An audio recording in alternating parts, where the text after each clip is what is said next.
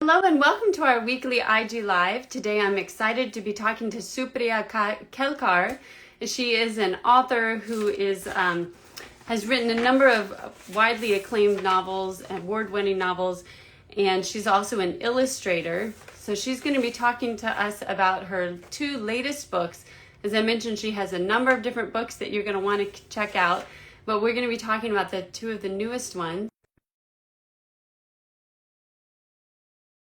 Name, which comes out in just a few days. So she writes middle grade novels as well as picture books. So hold on just a second. She gets on. Hello. Hi, how are Good. How are you? you doing? Good. Thanks for having me I'm on so glad today. we could work out a time that worked. It's so nice to get to talk with you. Yeah, same. It's been a long time. Well, I wanted to talk about one of the things that I found really fun about when I looked at your website is that you have a photo of you from when you were younger, and also a bio that you wrote for yourself at the time, like your author's bio from back then. So Yes. obviously writing, illustrating, this has been something you wanted to do for a really long time. Where did that passion come from, and then how did you make it happen? Because there are a lot of people who think about doing that when they're kids and then they end up doing something else. How did you actually make it happen? Yeah, so like so many of us, I grew up without any representation in any American media. So I didn't get to see anyone who looked like me in books, in TV, in movies, nowhere. I mean, other than a very racist cartoon on Fox. Which wasn't written by Indian Americans or South Asian Americans and wasn't voiced by one either. Um, I never thought that I could be an author or a screenwriter. And one day, my third grade teacher had us all write books, and he bound them into hardcover. And I remember this really incredible feeling when I saw my name on the cover. I think because I didn't think that someone with a name like mine could ever be an author in America. And it was then that that idea started really growing for me that I want to be an author when I grow up. It changed into I want to be a screenwriter later in middle school and high school, and I'm lucky that I've been able to do both. And it was a long road. My first book, Ahimsa, I wrote the first draft of it in 2003, and it was published in 2017. So it took 14 years before my first book was published. Which is great for people to know because, I mean, if we just look at you now, you're so successful, people might not guess that it would have taken 14 years for the first novel to get published. But I hear that all the time from authors. That's pretty typical. Yeah, it was a very long road, and it was back before you would get letters via email in publishing, so it was all sent by snail mail, and you would get rejection letters like 6 months later when you'd forgotten that you even had submitted something. So it was a long process, and there were definitely times when I felt like quitting, and I'm glad I was able to stick with What do it. you think gave you that motivation to stick with it? I think it really was the fact that there weren't books in existence with people who looked like me, and I something in me told me that's important and it matters, and I wanted to just keep trying. Well, we're so glad that you did because Thank like you say, it is so important. you. I mean, your books are wonderful just on their own merits, but also like you said, it's important for kids to be able to see somebody who's like them in books. What do you think that means for kids to be able to pick up a book? I mean, you have books that you've written that are set in India. A lot of them are set here about growing up Desi in America. Sometimes that's kind of the focus, and sometimes that's just kind of, the background of it. But what do you think it means to kids to be able to read these books and see that, about how rich it is to have the influence from two cultures, but also the prejudice and racism that you're dealing with? What would that have meant to you as a kid to have a book like that? Yeah, I mean that would have meant the world to me. It was a really lonely way to grow up, not ever seeing yourself in any media and thinking that you're so different from everyone else and thinking that you don't matter and your story doesn't matter. I sometimes feel a little jealous, but so happy when I see my own kids growing up knowing they can be a superhero and they can be president and they can be anything because they have all these they have so much representation in media now. There's always room for more, of course, but it's just such a different way to grow up, and it's really validating. And they are growing up knowing that they matter and that their story matters and that they're important. And that's something I did not get as a child. And even talking specifically about being an author, that you never even thought that that was a possibility until you Yeah. had, sounds like a pretty wonderful teacher. But how many kids that will have influenced when they see your books? Have you gotten that kind of response when you talk to kids that read the books?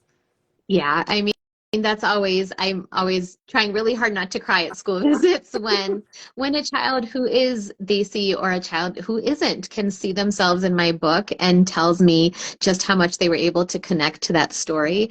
And that's just the dream for any author, I think. It means so much to be able to see that spark in a child's eyes and know that they can see themselves thanks to something you've created. That must be amazing. Well, let's jump Yeah. into your books. Because one thing that I thought was so interesting is that you deal with a lot of really heavy subjects. You talk about prejudice, divorce, facing your fears, even colonization. How do you figure out how to kind of like get away into these big issues in a way that's really honest, but also not very overwhelming for your younger readers? That's a great question. I think the easiest way for me is that my main characters are middle grade age, so they're between 8 and 12, and so I know that I have to present the material in a really respectful way for that age. The other thing I really love about middle grade readers is they're at an age where they start to think critically. And so that critical reasoning comes into play, and they can take a story about a historical story that took place 100 years ago in India and be able to relate it to stuff that's happening in our country and in our world today. So I love how they can make those connections. And I often think with issues like prejudice and racism, like I remember experiencing it in kindergarten, and so I think for people who experience it, they're young enough to experience it, then we should be old enough to read about it, I feel. So I really feel like it's a way of honoring what has happened when we tell it really realistically, but of course in an age appropriate way for kids. Right. And is that, you mentioned that most of your books are middle grade, but I know you've also written picture books, including one that's coming out soon. Was that difficult to make that transition to working for younger kids? So I think I've always alternated. So it's like one middle grade novel, one picture book. So it hasn't been difficult. I will say it helps me. So if I have writer's block in one format or one age group, I switch over to the other. And sometimes when I'm working on a picture book, I end up getting an idea for the middle grade novel I'm stuck on, or vice versa. I do think for me, picture books are harder because I take a long time to make my point. I need those 50,000 to 75,000 words that a novel gives me, but with a picture book, I'm limited to under 500 words. So that's definitely more challenging, but in a good way. I think that helps me grow as a writer to be able to tell a story in that short amount of words. So I don't think it's difficult. I think it's a good challenge, and I love being able to switch between the Have two. you ever had one that you started off as a picture book and thought, no, this really needs to be a middle grade novel, or vice versa? I haven't yet, not yet. Interesting. Well, so let's Yes. talk about your two latest books. There's Cobra Song, which came out earlier this year, and that's a middle grade novel about a girl overcoming her fears and finding her voice. What do you hope that readers take away from the book? Yeah, so the Cobra Song, like you said, it's right here. It came out on May 16th from Simon & Schuster, Books for Young Readers. And this is a story about a girl who has a really wild imagination. And because of that imagination, a lot of people don't take her very seriously. And especially when she becomes convinced that her next door neighbor is an Ichadari Nagin, which is a mythical creature from India. It's a cobra that can turn human. So she ends up having to solve this summer mystery with her friends, and she has to do it before it's too late, before her whole town is turned into a bunch of snakes. So this book is about finding your voice, like most of my novels are, because I didn't have that voice as a child. In this book, her voice takes the form of her song, of singing, and I really just want kids to know that your voice matters in whatever shape or form it may take, and to make sure sure you use it, because you can use it to change your world and save the world, whether it's from an imaginary Cobra person or a real life matter. So that's what inspired the Cobra song, and that's what I hope readers get out of that book. What a great message for kids, and Thank especially you. I think that age group, you know, the middle grade. I think that is where you are, like you said, you're starting to kind of explore the world and figure out what your Yeah. place in. That's such a perfect age to be talking about that. And speaking about kind of finding your place, then you have the picture book, My Name, which is coming out in just a few Yeah. days, and it's all about that thing that we all know from the first day of school, but is especially important for people who don't have maybe English-based names, about getting your name pronounced right. So can you talk to us about that? Why is that so important, and how does your book help kids who are going through that? Yeah. So, like you said, My Name, it's illustrated by Sandhya Prabhat. Her art is just stunning in this book. It comes out on August 1st. And I actually wrote this book when one of my kids came home from school really upset that their teacher couldn't say their name correctly, Mm. and wasn't trying to say it correctly. Because that's something that I experienced my whole childhood, my every every other day as an adult, I have someone mispronounce my name. So I think it's so important that we take the time to say our friends and classmates' names correctly, and that we ourselves don't mispronounce our names for the convenience of others. So this is a book that's meant to make kids and readers of all ages really honor the love and the power and the importance of our name. So in this book, a boy is nervous for the first day of school because he's had an experience like my child did, and he's afraid that his name's just going to be butchered again. And he says it's lyrical. So everything he says that he's worried about his name, his parents turn into positives.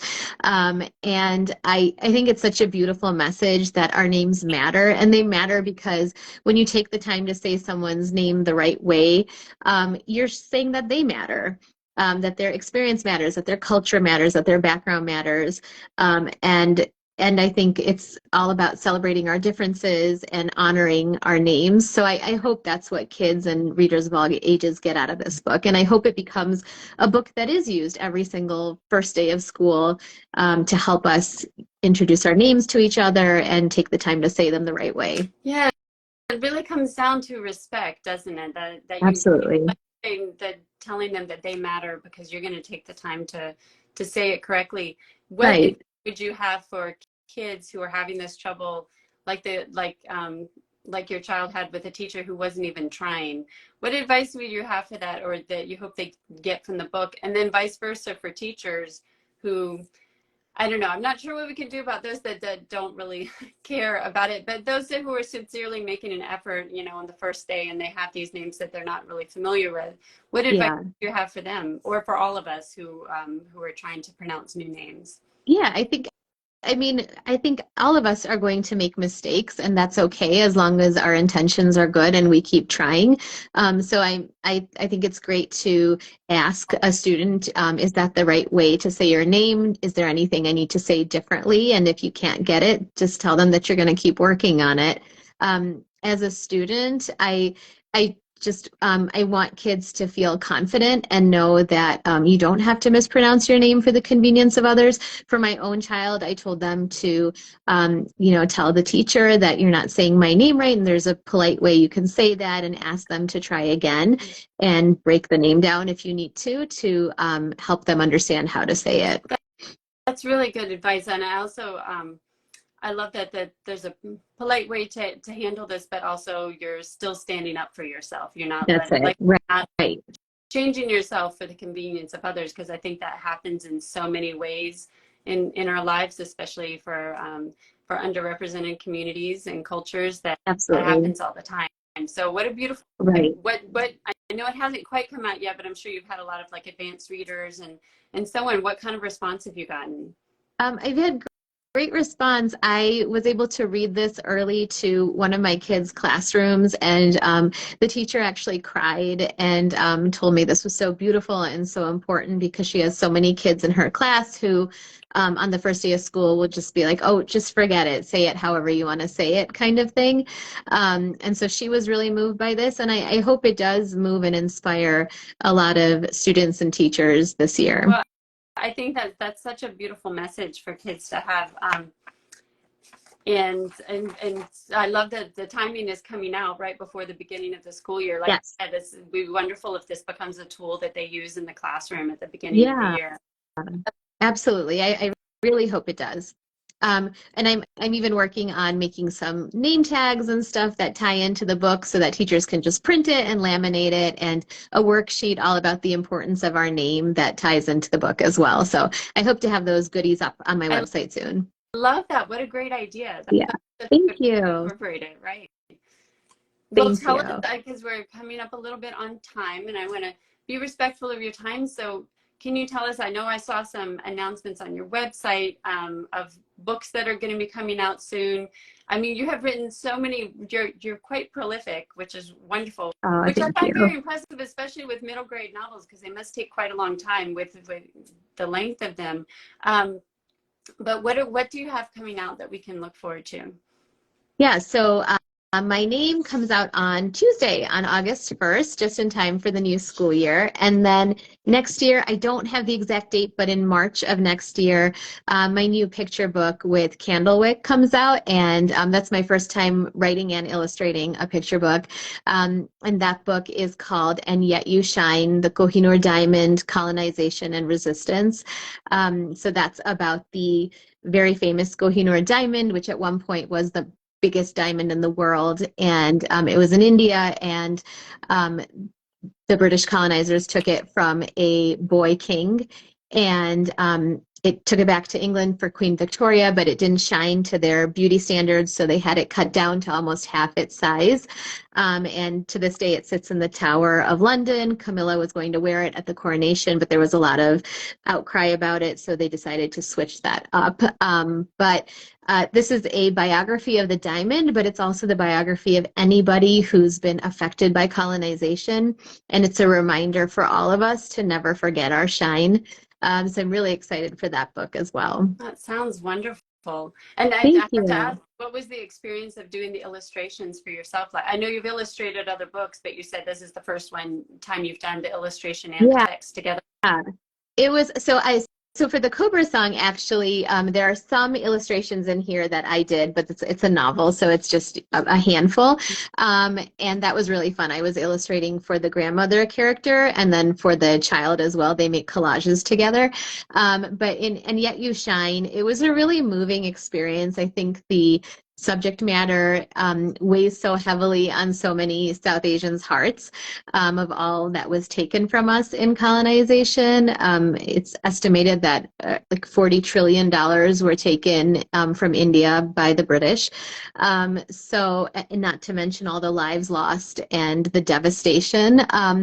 So it was really moving. There were often times when I would finish a piece of art and just break down because it just weighed so heavily on me. But I hope that this book and the art can bring light on the subject and possibly enact some change. That's wonderful. Well, we look Thank forward to you. the new book in a few days and then to the others next year. So thank you so Thank much for you. taking the time. Anybody who's just joined us, you can watch the whole thing on Instagram in a few minutes, and then we'll have it up later on our YouTube channel. Thank you so much for joining us. Thank you so much for having me. All right. Bye, everybody. Bye.